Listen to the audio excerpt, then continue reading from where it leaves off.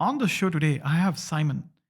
He's an experienced professional in the field of learning and development, and I met him during my time at Zalando. I'm so excited to have Simon as a guest today. Welcome to the podcast, Simon.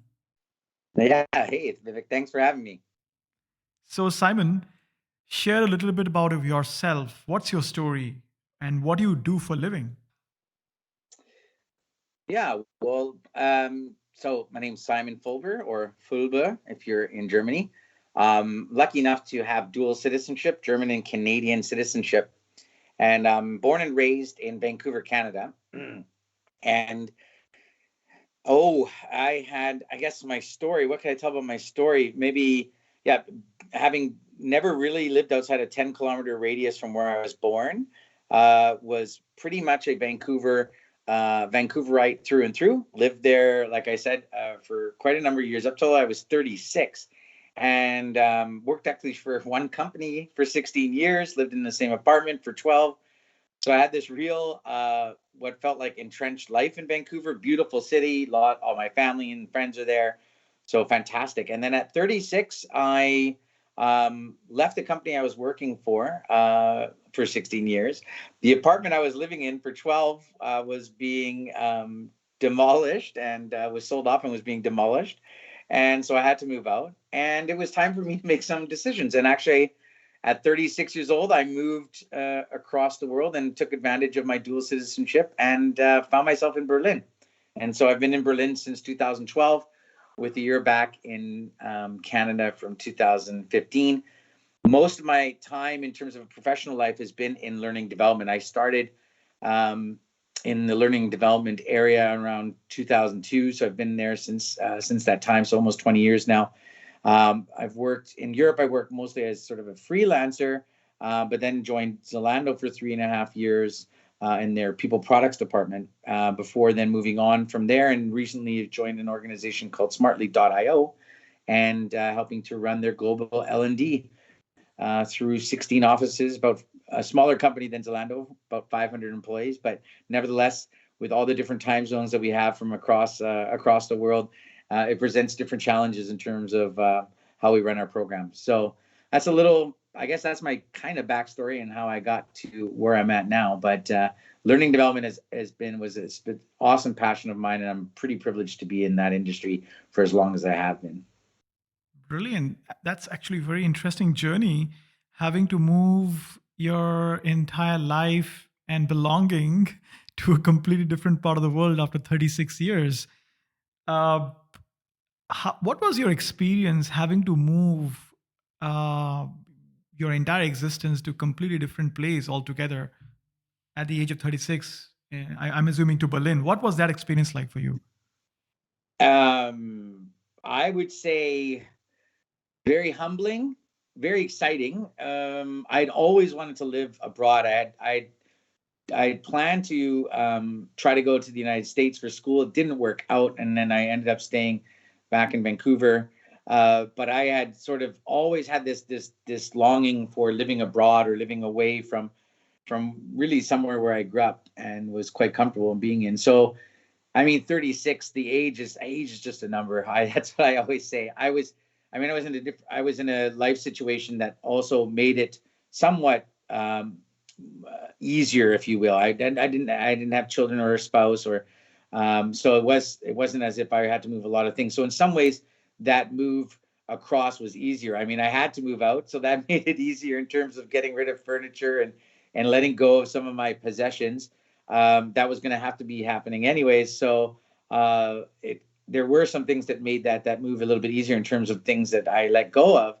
But coming obviously to Europe, I hadn't learned German. My parents are German, and we never learned it growing up or spoke it at home. And so, but I had heard it a lot, and so I was picking it up. So I actually, when I got here, I was busy learning German and practicing it. And I think probably for me, what was a bit difficult, but also really exciting, was trying to find communities that I could become part of in order to find a place here in Berlin. And I think Berlin is such a city that where there's so many different people from so many different walks of life and countries and international flavor and setting. But I also wanted to get a sense of being somebody that maybe would make a life here over a period of time. And so I made a real conscious effort of reaching out to communities. And so for me, sports is a big community, and I played baseball since I was 4. So I ended up finding a baseball club here in Berlin that I joined, and then soon after that, had made some really wonderful friends.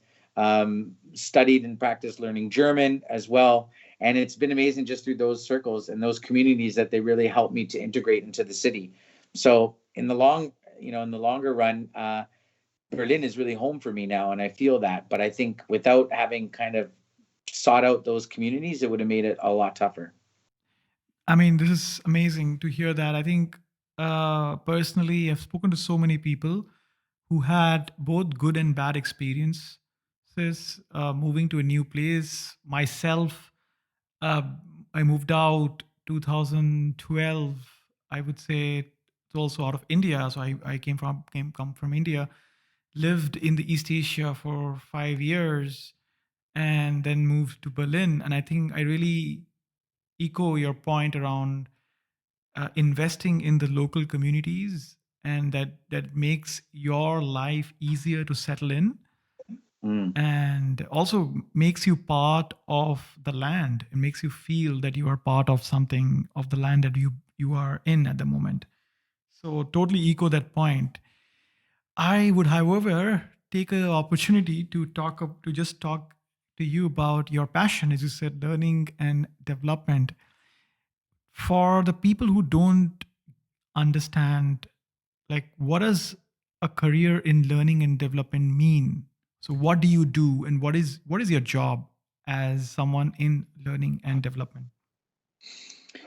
Yeah, I mean, obviously there's the different levels, but essentially, if you look at the pure essence of what learning and development is in many organizations, is really trying to understand, number one, what are the capabilities that are needed across the organizations, the skills, the knowledge that are needed across the organization, and then how are those um, capabilities built when it comes from a learning and development perspective? How are they not only how are we building sort of products? I like to call it products. Actually, I'm trying to really um, develop sort of a product mindset when it comes to learning and development interventions. But how do we develop learning and development interventions that are going to build these capabilities for individuals, but also the organization, right? So if you look at, maybe the organization is moving in a different direction, may it be, how or what type of products they're offering or services they're offering, and then therefore the employees need to shift in terms of their skills as well as their knowledge and comfort and confidence towards another direction. So learning development really plays a role to help to identify what that possible gap is and how it can be addressed. And so learning interventions are simply, yes, they're your standard classroom or workshop sessions, but they're also everything from the online perspective, e-learning, which has definitely taken got a big lift from the COVID world and whatnot, but or online webinars or live meetings through things like Zoom and meetings and Skype and whatnot. Those are interventions as well. But this also includes things like podcasts, like short videos, or what they call micro learning, or things like job aids or tools or questionnaires to help people through tasks. Those would also be learning and interventions. And then they go scale on the way up to some of the bigger things that you may think of when you think of learning interventions or learning and development, such as leadership development programs. So how full programs for people that are maybe getting into leadership for the first time, or people who are in leadership to keep their skills and their knowledge up to date. How are those things done? So learning development incorporates a lot of those different things. We spend a lot of time on the actual hands-on design, discover, design, and deliver and evaluate the solutions that we provide to make sure that they're fitting not only the needs of the company, but the needs of the people as learners. On the other side, we spend a lot of time on culture. So we spend a lot of time, helping to promote or enhance different attributes of a company's culture. So, for example, bringing in a coaching culture for leaders to really be coaches to their employees. That's something that we would spend a lot of time on, both as an intervention, but then maybe in terms of campaigns. So we would also spend a lot of time on focused on some of the cultural elements that need to be enhanced within the organization. Thank you. That's pretty interesting take on the whole field, and I'm glad that you talked about learning and develop an intervention. But just to also just go a little detail on this term itself, why do you phrase this as an intervention? Oh boy. You know what? Probably because I've read it enough times that it's an interventions, to be honest. I that's a good question. I think most likely where it comes from when it comes from interventions is when we as learning and development professionals think about what we're doing, we often want to try to address a gap or a need, right? So you'll hear the terms needs analysis, gap analysis. This is something that often learning and development professionals will use in their vocabulary. And I guess interventions is a way to address. We intervene in helping people get to a new level of performance or achieve a different level of have a higher level of development within their careers or within their job in the current time. So I think interventions are ways to sort of address the needs or gaps that we have identified. Um, Quite frankly, it's I don't know exactly the word when it comes to if it's interventions, but one of the things I always find fascinating about learning and development is that when you think about or you hear a lot about some of the core theories or concepts around learning and development, a lot of them stem from, of all places, the US military. The US military, a lot of the things that we do in learning and development have some form of basis. Even the term soft skills comes from the US military as they were trying to define what are the skills that some of their leaders or soldiers or officers would need that go beyond the fixing of machinery or utilization of weaponry. They were looking at how did they say they codify that set of skills beyond those hard skills, if you will. And they said they coined it soft skills. So it's funny that, you know, where these terms come from, sometimes it's always a surprise. And I always find it interesting that the U.S. military have such a strong presence in learning development. But when you think about it, trying to train or get somebody to learn something in the heat of battle or in the heat of the moment as they do, that takes a lot of really profound design and good ability to be able to deliver the result that could ultimately save somebody's life.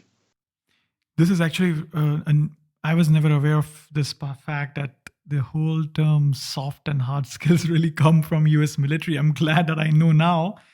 And I think it also gives me an interesting segue that I can come back to a little point in time in our conversation is this whole point about training someone in the middle of in the heart of a battle, right? So how do we do that? So, but I want to kind of pin this at this point in time, but and we come back to it. But I would also love to learn more about why do you see this as your passion? So why it's a passion for you? Yeah, I guess for me it's a bit so on the one side I have a passion for helping organizations and individuals like uh, achieve something. I enjoy the role of the guide on the side in what learning development can really provide. Is like, how do I help organizations and individuals achieve something that they maybe didn't think was achievable? And I think that's part of where I get really my passion for it when I'm talking about the work environment. Some people look at, for example, in sales roles. I'll also find, you know, people in sales roles are very ambitious and hungry, and not only to get the sale for the sake of making the money, but also to make sure that the customer gets everything that they need and can benefit from whatever product and service that they're selling. That was how sales was taught to me, and I think about it the same way when I think about learning and development. Is how can I help people to access to grow in order to achieve the things that they are setting out to achieve, be that an organization or be that an individual, be that a team lead. So those are that's one area that's really motivated me or got me passionate about the subject area. It also comes from very personal stories. It comes from, for me, growing up, I struggled a lot with formal education, particularly in my early years. I really struggled to adapt to the schoolroom environment, to the classroom environment. I was showing an ability to do certain things such as reading and mathematics kind of early on, and it really, I remember being in special classrooms with special teachers. Um, I remember distinctly at 5 in kindergarten joining a group of kids that were, I think, yeah, probably around, I would say, yeah, at least close to 8 or 9, and building a game, for example. And I remember coming home, and I still have that game, the Monster Meeting game. My mom has it. The Monster Meeting game was a game that I built, and I was at 5 years old, and so I really struggled to fit into the classroom environment that was presented to me at school, and that was really difficult.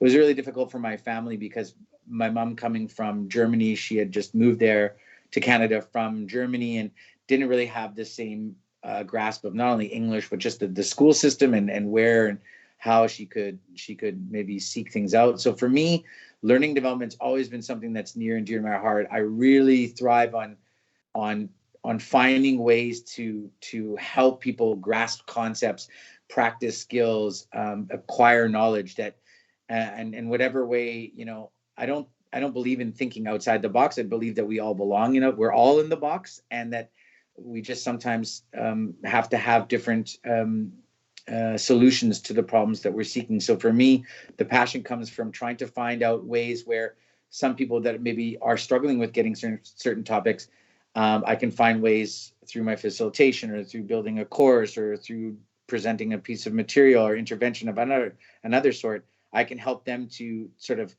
achieve their learning goals. And I found with adult education, and in the corporate world, there's a lot more possibility for that flexibility and that creativity than there actually was in more of a setting such as being a teacher in either a high school or elementary school setting.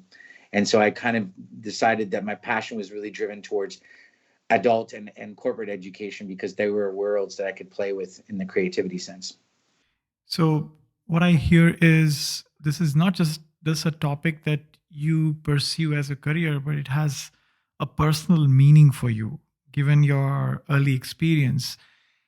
If I may ask you, like the early experience that you mentioned with formal classroom based teaching that you had, how has it shaped you as a person to now address learning and development in corporations, in organizations where you work with?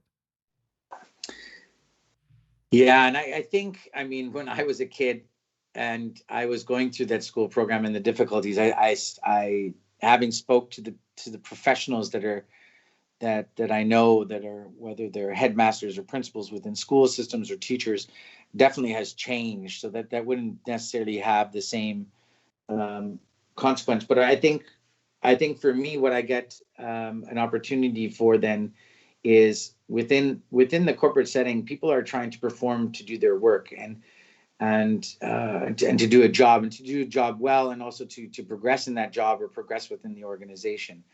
And so there's a lot at stake in it for them. The stakes are quite high if they're not able to grasp something. And I think that um, adults in and of themselves bring so much when you're trying to learn something as an adult. There's just so much history, or as some people like to call baggage, that we carry with us into those situations, that oftentimes don't allow us to maybe see things as clearly as possible, because of prior history, past experience, all these things that maybe cloud our ability to see as clearly a certain situation. So having the ability to help formulate, or switch the situation, the learning intervention, in a different way, to so that people can see it and can grasp what they need to know. I think that's what really gets me going. That's really what I see is opportunity, like an opportunity, because oftentimes companies want their people to get the most possible out of training. Where I think sometimes the struggle is if the organization deems that one type of training is going to do it, then you might run into a problem. But if it's more of they accept that like learning is a process and not an event, and it's not just about putting people in events, but rather accepting that the learning process is shorter or longer depending on the person and depending on their background. I think with that kind of philosophy at hand, companies can do quite well for themselves, so that they're not they're not disappointed by the results or getting people on board or operating in a way that they want them to. So, Simon, can you, if it's possible, give an example on how you, as a learning and development professional in a corporate environment, an organization, created this intervention for people when they wanted to achieve something or reach to a state of growth? So, how does that, if you can give an example or through an experience that you had, Mm-hmm. give how did it happen? So what happens if I, as an employee in a company, come to you and say that, Simon, I want to grow into a leader, for example?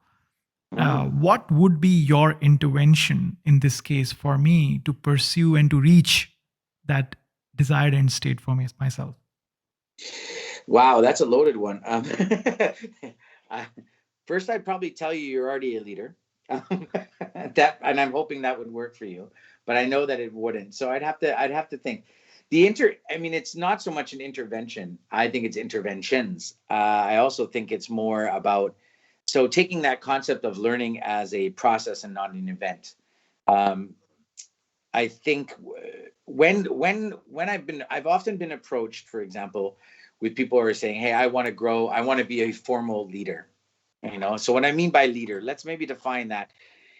Oftentimes, people, when they say they want to be a leader, they're talking about being somebody's boss.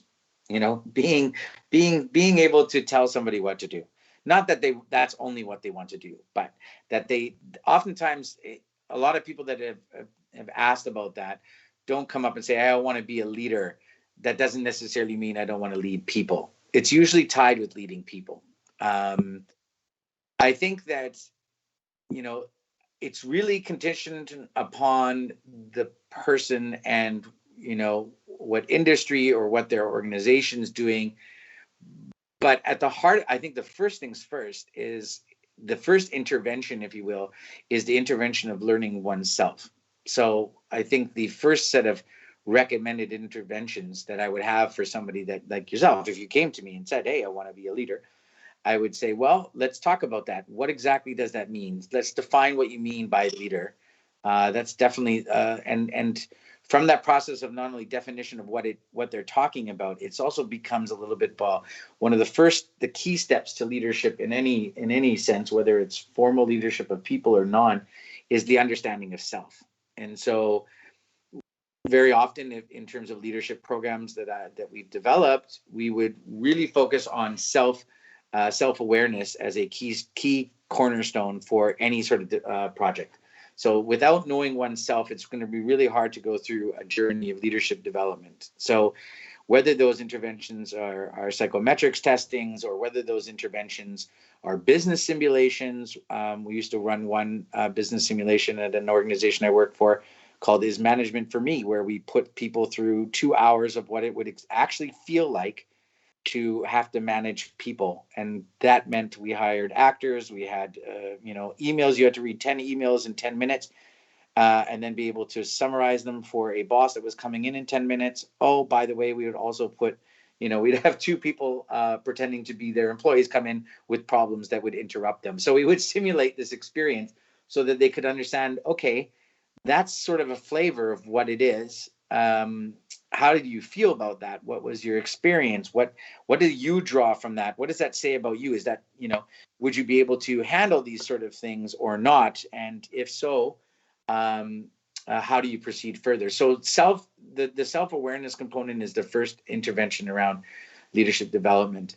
And then I think where it goes from there is oftentimes the interventions may be that we focus on, for example, bringing that self-awareness into a cohort group, so a group of other people also looking to do the same thing, so that could enhance the self-awareness, so that it's not just you looking at yourself, but rather sharing that with other people so that they can reflect back to you whether or not the things that you have found to be true in your self-awareness journey are actually what they see as well. So that would be definitely another component or an intervention that would be brought about. And then it obviously goes to more about as you move into some of the mechanics of whether it's either leading a business function or leading people. So oftentimes the interventions we've designed are so you understand yourself more and how you work. Now let's talk about that in terms of how you work with others, how you work with a team, how you lead a team, if you will. And so bringing the interventions there are highly experiential, as you may have had in some of your sessions. They're highly experiential.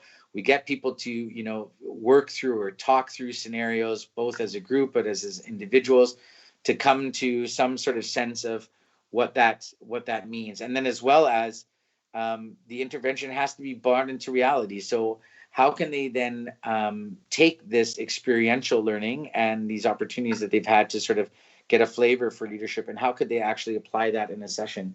And this is interesting because a lot of times people will think, okay, I'm ready for, after such sort of experiential training, I'm ready for a position, let me go. But then of course there isn't a position available. So one of the things that I really look to do, I did this once back in Vancouver, actually, and I worked for a company, was we sought out opportunities that they could practice leadership in volunteer capacities. And actually myself, I also expressed the desire to be a leader and many years ago, and I worked with my own lead at that time, and I became involved in Rotary clubs and actually became a Rotary club president.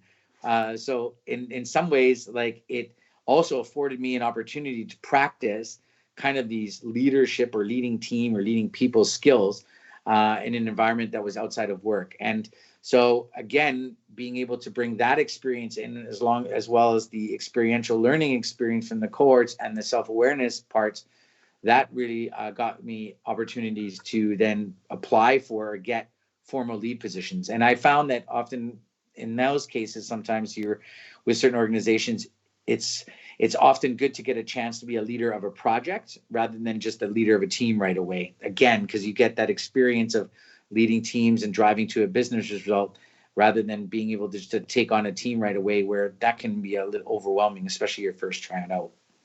So I think when I've developed programs, it's trying to follow the person through that journey. So interventions along the way. So even if they are now a new lead, having those peer coaching sessions so that they can talk with other new leads in their experience, but also working with their leaders to make sure that the coaching that they're giving or providing the new lead is also has some rigor to it and some consistency more often than not, so that person doesn't feel alone. And so I think a lot of times it's building that journey out. The journey, though, can take quite a long time. That person could go through those experiences over a year.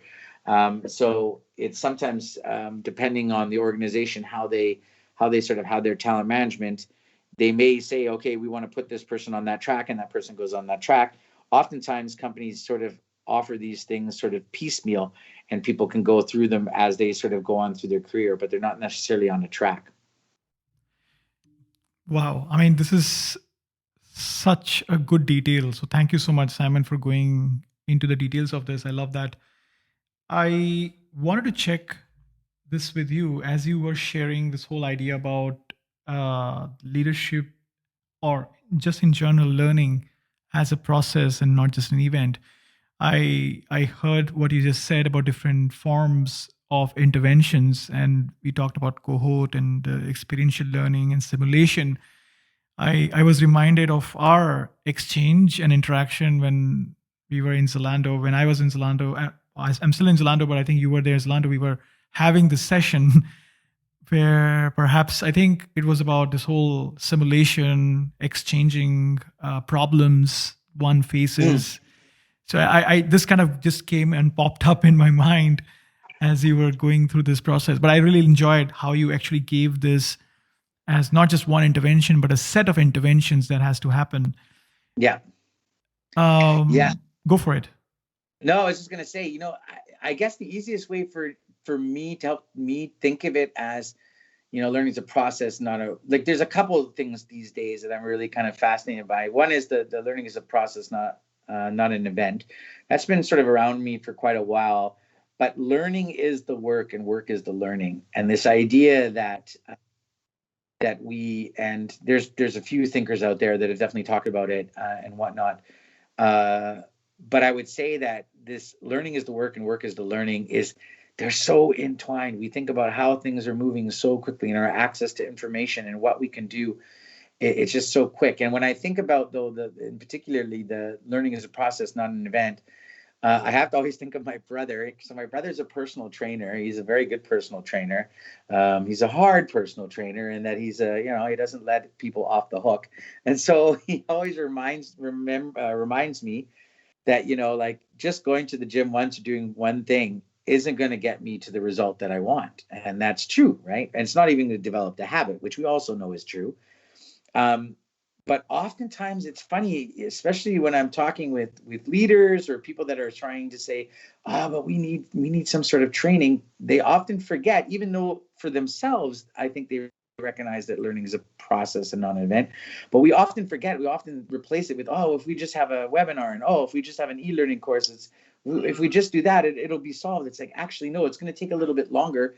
And one of the things about the process that we don't talk about is measurement, about measuring that success or the progress of one person's ability to take on new knowledge, develop a new skill in this fast-paced sort of thing. One of the big things is that people need to have a way to sort of show that they're progressing, not only for their self-confidence to feel like they're achieving something, they're accomplishing something, but also from a standpoint of like being able to develop these skills that if an organization is looking to make a multi-million-dollar investment in learning and development initiatives and interventions, can we show some progress in how people are doing so that we know that the money is well spent and that we're getting the results that we want. And that's sometimes that helps to remind us that learning is a process, and to expect just some magical results from events and things like that,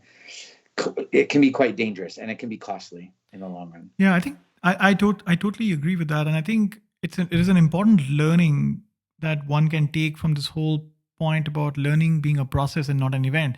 So if there are people out there in the world who are looking at helping their employees to upskill, to get trained, or bring new leaders or groom new leaders, how do you think they should change the way they are thinking about this when you by the fact that learning is a process and not an event? So what would be the shift in their mind by this phrase? What Mm. will be the effect of this, and how do you want them to think through this now? Yeah, that's a good question. I would say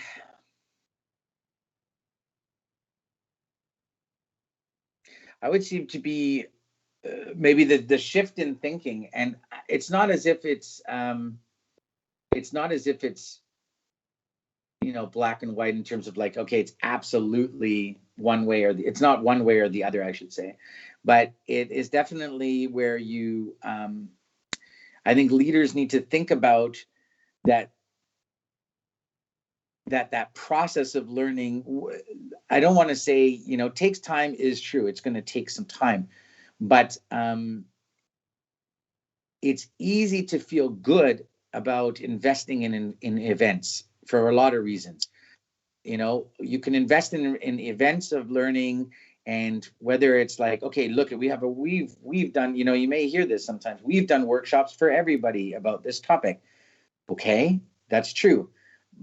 Or we've designed this e-learning and everybody takes this e-learning. Again, very true.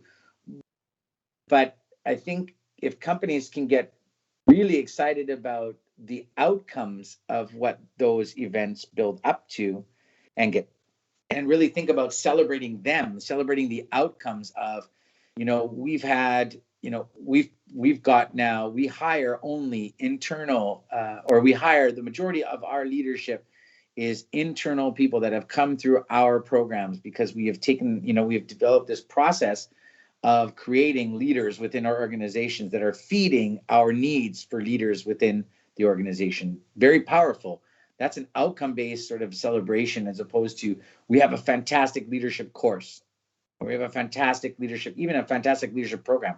I love them to hear them talk about them as we have a fantastic leadership program that has done X. That has produced X, that has offered, X. We can oftentimes, I think, celebrate the quantity in learning and development very easily. We do that even in global metrics in terms of how much money do we spend on people, how many courses do people attend, as opposed to some of the desired outcomes. Have we actually been able to achieve desired outcomes?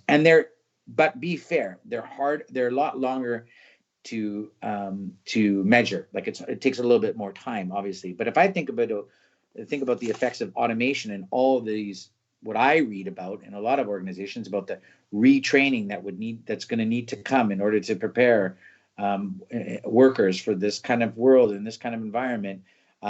My hope is that we measure the outcomes, that those people are able to develop the job related skills or knowledge that they need in order to change or become more digital, or to work beside automation, and hopefully those outcomes become the things that are the focus on. And when those outcomes become the thing, I think the process will nonetheless it'll be regarded as, in order to achieve that outcome, there's going to be a few things that we need to do to make them happen. So focus on the outcomes rather than just a set of events. And you mentioned about measurement. So what is the impact of the events? And I think what I really liked is the point about, it becomes easy for people to just say we invested this much money for that workshop, for a conference. Yeah. But we don't take, okay, what happened after that? And how does that add up to the overall skill development of that individual? And can we see this being positively affecting their performance? Yeah. I see where you're going with this, but I want to really focus on some of your experiences and the way you see this whole field, especially that you have been for, as you said in your initial introduction, in learning and development for over 20 years. So what has changed for you in the process of setting up and organizing learning and development, executing learning and development programs for organizations over the last 20 years, especially the recent years from the time that you started? Except perhaps the biggest one was, the massive push to online learning thanks to COVID. But what are some of the obvious and non-obvious transitions that you have seen over this long period of time? Yeah. I mean, I would say that probably the obvious transitions has been obviously the influx of technology and how technology has really revolutionized learning and development. I mean, if I think 20 years ago, I think I still was doing some CD-ROM. I wasn't developing it, but I was taking some CD-ROM courses myself. So I mean, it's obviously technology and the network capability of learning is just taken off. It's coincided with evolutions in things like learner experience. So LX is a thing now. It's just not UX, it's LX. So learning experience is a thing where it becomes a focus on how learners are experiencing or interacting with the technology, with each other. You look at MOOCs, massively open online courses. It's unbelievable what you can take in this world now. It's absolutely phenomenal what you can take all online, and it's really democratized a lot of learning. And some big institutions, big, large universities are hopping on board with these technologies and really participating. So content is just all over the place, and it's available and it's anywhere. And what's also coupled with that, I would say, is the fact that you've got content everywhere through technology, but you also have shifting learner requirements, if you will. So learner requirements is sort of the old language I would use around e-learning before. It's like, what are the learner requirements? And I would really try to figure out, what kind of computer did they sit at, and what CD-ROM did they have, and what type of software were they running? Because that would often dictate how we couldn't design certain e-learning when we were developing it. So now, of course, it's ubiquitous. We've got what we call subject matter experts. Everybody can produce content fairly quickly, right?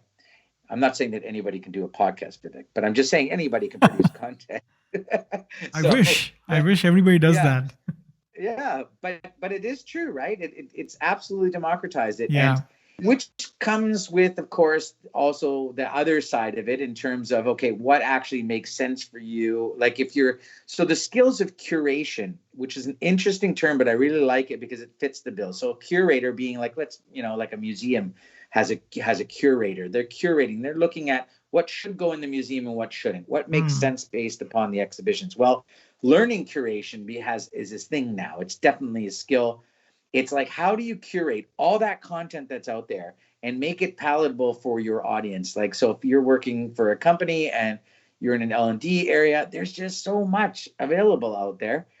You can't keep up with it, but how can you curate the content so that whatever is coming into the line of sight for people, at least in the office, is done in a way that makes sense based upon, I don't know, the roles you're looking for, the skills you're developing for. So therefore, curation becomes a skill set that's very important in L&D folks these days than it was from before, 20 years ago. In terms of some of the things that stay the same, which are both frustrating but also necessary, are things like, for example, learning management systems. So learning management systems are been around forever. There's everything from Moodle, which is basically free, to Docebo, which is one of the best ones in there that you can buy, hooked up to most human resources information systems now, HRMs. They also have connections with learning management systems. Then there's these new players on the market. One of them is called Degreed, and they're a learning experience system where they're really focused on how do we empower the learner as opposed to administer learning in the organization, which an LMS was traditionally sought to do. So basically, an LMS is where you plug in whatever courses you have on offer, and people go to it and they sign up, or they take it, the online course, and there's their little transcript that exists. Well, now these new learning experience systems are actually trying to produce a different type of experience rather than just an interaction or a record keeping system. And that's different because a lot of learning development professionals, like I said before, are really focused on quantity of measurement as opposed to quality of measurement. It's harder to get quality of measurement, and not that many people are sometimes interested in it beyond the learning and development function. So that for them, then learning management systems have been the bread and butter. Well, that's hopefully somewhat changing a little bit.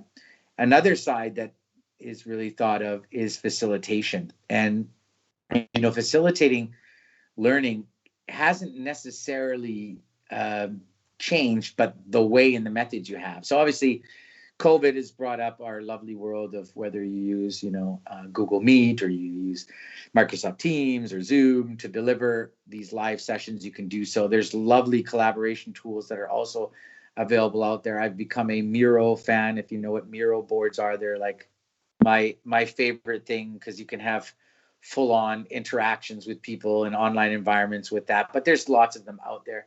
So how facilitation is done is obviously at the moment very much changed, but in terms of the core skills around asking questions, getting people to participate, the methods have maybe changed in terms of online, but they haven't changed in terms of what we need and how to get people engaged, and that's important, and how to maintain that focus on getting people engaged. And that's those things haven't changed in learning and development, and I don't think they will. The only last thing I would probably say is, in terms of learning and development as a function in the 20 years, I would say we're definitely on the upswing. Probably in the last 5 to 10 years, learning development has definitely been more on an upswing as organizations really become conscious of, how do they go digital, and how is that digitalization going to impact this and the employee base in terms of the skills required to do their jobs, as well as learning development is really kind of now as talent management has taken form. So talent management is, what do we have in terms of the talent in the organization? What is the talent that we're going to need to have, and how do we fill that gap. And filling that gap, one of the ways to do that is learning development programs. So like I was speaking before about leadership programs, if we know that there's a, leadership is, maybe you have an older leadership base that is going to definitely leave the organization, or you're growing as an organization, you're going to need to have more junior leaders available. Talent management helps to really work with learning and development to get those things going earlier, and that probably wasn't as connected through data as it is today. Hmm. Wow, I think you basically shared a whole spectrum of transitions across the plate. I want to bring back the point that you had initially mentioned about where the concept of soft skill and hard skill came from, is whole Mm-hmm. US military. And you had mentioned a very interesting line, if I remember it, was they had to focus, or US military had to focus of enabling or developing the skills and making the soldiers learn in the heart of battle. Mm-hmm. uh, for me, this battle today Yeah. in 2021, for the regular Joes like us who are not fighting on the front line, is fighting to get attention or to be attentive. So for me, one of the challenges I see personally about learning is the general low attention that a lot of professionals get into, especially when our schedule are organized around meetings or interactions. um, Dopamine hits all across on through social network, YouTube. So what I would love to know from you as a learning and development professional is, for me, if we see ourselves as the soldiers in a war Mm. where the war is about getting our attention, how do you, as a learning and development professional, address the problem of getting people to upskill and learn when you have infinite sources of information and infinite sources of things that can take away attention from you? Example, um, for some, including mine, I can't focus on a content for 2 to 3 minutes straight. I get distracted. I read something or I go to Twitter or whatever, and I come back. So obviously, my attention is spread. How do you see, as a learning and development professional, as attention and the low attention as a problem, and what are your thoughts about actually making sure we can create a world where the low attention or the attention issues that we have can be addressed through the learning and development models that you are working with organizations so far in your career? Oh my goodness. That is I'm sorry, that I is had to go to a long story to no. get to the heart of what I was Yeah. trying to say. No, that's one heck of a challenge. As you were talking, I was thinking about attention spans because I wanted to make mention of it before, but I think the thing is, I guess for me, I've just accepted that that's become a reality, and Mm, it's a hard one. We always I talk about, I have a nephew. He's 9 now. His attention span is not the longest. I actually had to teach him over COVID. So we were having a little workshop twice a week over mm, COVID. And it usually at the end had to go to a video game because he just couldn't handle spending time with me. It was too much to focus. And as a learning and development professional, I've already seen this happening. So for example, how e-learning is developed. Um, it most of the tools that you use now to build e-learnings are all engagement things. So they're just mm, like, how do I pump engagement in this so people don't just sit there and get bored, right? So there's one thing that's happening. Gamification. You might have heard that term before. Gamification. Can we give people stars and badges and little memorable things in order to keep them engaged? And gamification has come in so many parts of our lives. um, I'm just waiting for it to come into the health sector more. But actually, in the health sector, what am I saying? Gamification is used by my Krankenkasse here in Germany, my health provider. They use gamification so that if I do certain things, I get certain points and I get certain rewards. So in the same way, I look at that in terms of learning and development. We've definitely used gamification before in terms of helping to incentivize people for completing learning pathways. Like, so that basically learning pathways is they've completed a series of learning interventions. We also definitely, in terms of the attention, sometimes certification or assessment is used to help to keep people's attention, i.e., there's going to be a test at this, so you don't want to fail that test, because if you fail that test, you're going to have to do it over again. So in order to avoid that, one of the things will be is to pay attention during the class, or pay attention during the whatever learning intervention you have, right? So that often also can become a technique that's used.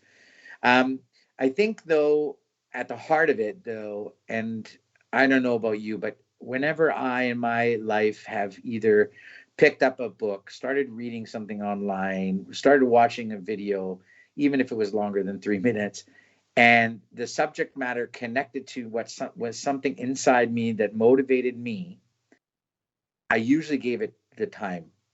I usually would give it the time. Not to say it always, but it would usually give it the time. If it connected to my intrinsic motivation, I think you're more likely to give it the time. And that's sort of been studied and looked at and thought over. I think it's harder and harder. It becomes harder and harder because of just the nature of our world and how fast things are coming at us. But another thing I would say for learning development professionals to do is finding ways to connect to people's intrinsic motivation rather than just the extrinsic motivation through campaigns or marketing or gamification. And I found that maybe probably more so in the leadership development front, people have an intrinsic motivation to learn and will recognize the need for the concentration because they are motivated by their desire to get somewhere and to be somewhere. And if you can try to tap that with other opportunities, with other learning, that's great. It can't always be done. Sometimes you just, sometimes you just have to also recognize and try to make things as entertaining as possible. But if you can tap into that intrinsic motivation, that I think can go a long way. Brilliant. Brilliant. I mean, I'm just thinking we could just easily spend hours talking about this whole low attention span and learning goals. I Yeah. have so much to talk to you about it.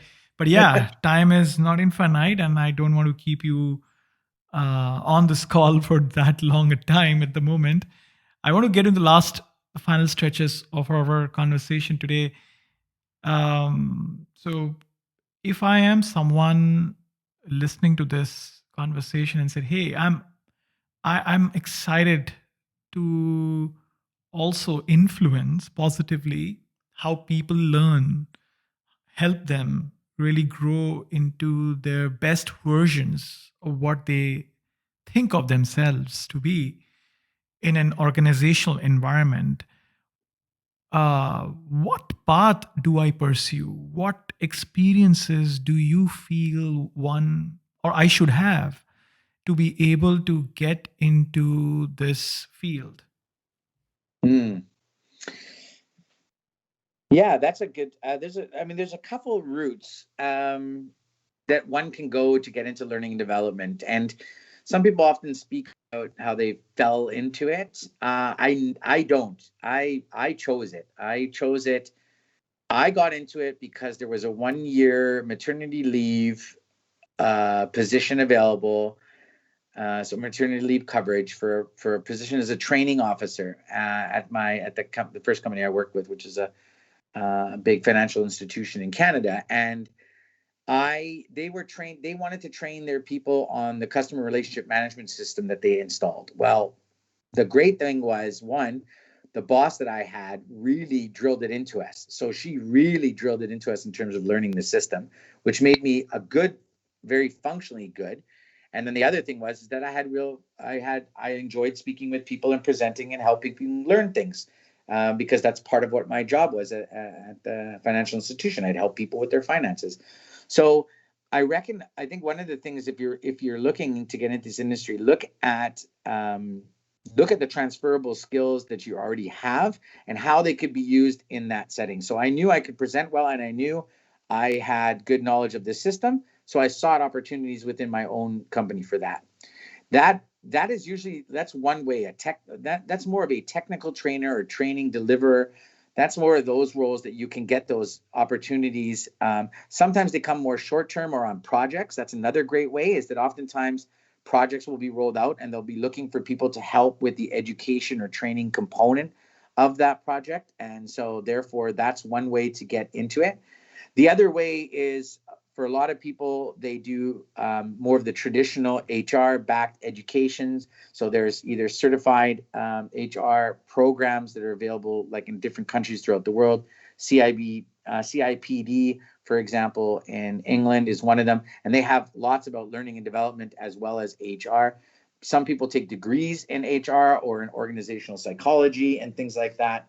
And those will provide some of the basics in terms of, for example, understanding adult learning theories, what those interventions or behavior or leadership programs could look like, how the tie-in works with talent management. So if those people have gone that route, then they can find themselves there. If people haven't done that kind of education, maybe they got it, maybe they're in economics, maybe they're in engineering, they want to go that route. So learning and development is really a lot by learning adult learning theories. So getting a handle on adult learning theories. And there's lots of programs out there. That's one of the programs I took back in Canada. There was a provincial instructor's diploma program. And there's lots of programs that are sort of instructor certification programs. So that's one way to do it. Get used to or get to know some of the digital tools that are out there for learning. So and take some courses. Like I attended a lot of sessions that use Zoom, and I learned how to facilitate using Zoom through those sessions. So learning how some of the e-learning tools that are out there, there's the biggest ones are from Adobe, but then also a company called Articulate. They have really awesome e-learning programs designed for people that are more trainers and not more tech savvy. So that helps, like for people like me, that was helpful. In terms of also getting into these different sort of roles, especially if you're in an organization, talk to the people within the L&D function within your organization, because sometimes the pathway to those teams or into those areas would be maybe a bit different. So it always pays to have a talk with them. And finally, your communities. I think we all probably have more to share than we realize. And so finding ways to facilitate a workshop or present or help train somebody about a topic is some of the best ways that you can get used to just what we're talking about and how to design, whether it's a little workshop or a little presentation, and getting used to that. That goes a long way in terms of some of the junior roles in this. And yeah, I mean, I think whether it's a lot of volunteer organizations are looking for people that can help them in various facets, and it could be based upon your own skill set or your prior work knowledge, but it also could just be on your own life skills that you want to share. I think that's big.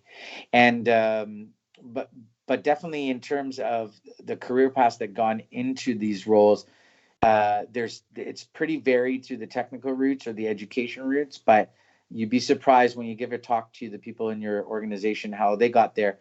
There might be a different path that I haven't been able to cover. Fantastic. Thank you so much, Simon. It was really, I think it's really useful, especially the way you mentioned about the various routes one can take to get into this. I think it'll be fantastic for anyone who is interested into that and want to pursue and create a career out of it. I don't want to end this conversation without asking if you have any recommendations for books, blogs, or podcasts that you enjoy or you have learned from or has influenced your thinking.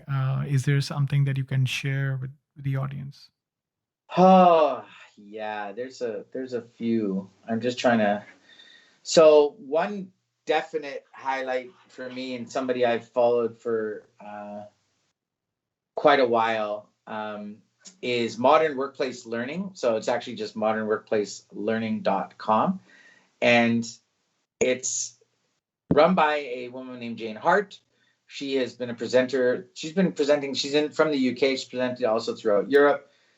But the thing that I love about her work is it really helps to when you're sort of learning about what does workplace learning mean, she can provide that concept of what the modern workplace learning is about building this idea of continuous learning, not just, again, this learning as a process rather than event, and developing self-learners. So there's an actual, like, you can actually download and read a lot of things from her in terms of improving your own capability of learning and in a workplace environment as well. So I definitely would say I would follow her. In terms of some of like the bigger players out there, the CIPD.co.uk, I love their organization. They are able to provide, more than just HR related topics. So it's really about also professional development and your professional development as a people development person. So just a word to the wise, learning development will often be called people development in the world. So it's important to sort of be able to check out those two areas. In terms of bloggers and Harold Josh, sorry, is somebody that would be on my Twitter feed. He's actually speaks to this, work is the learning and learning is the work concept. So he's also from Canada, happens to be from Canada, but he also spends a lot of time in Europe speaking, but was also in the military. So he has that interesting background of also having seen some of the learning and development techniques as gone through the military. But he speaks oftentimes about our world as a networked world, and it's almost like a futurist in how he speaks about topics around learning. So I think that's another big one to hit. Other than that, I'm just trying to think if I'm missing any.